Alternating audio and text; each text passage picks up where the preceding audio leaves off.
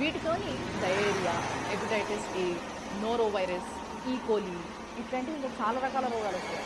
Next fifth ప్లేస్లో ఉన్నది fast food and fried food. అంటే బర్గర్స్ కానీ, ఫ్రైడ్ చికెన్ కానీ, డీప్ ఫ్రైడ్ స్నాక్స్ కానీ ఇవి తినడం వల్ల వచ్చేది లివర్ డ్యామేజ్ అయిపోతుంట, డయాబెటీస్ వస్తుందంట, heart disease. Sixth most unhealthy food ఏంటి అని అంటే ప్రాసెస్డ్ చీజ్ అండ్ సాసెస్.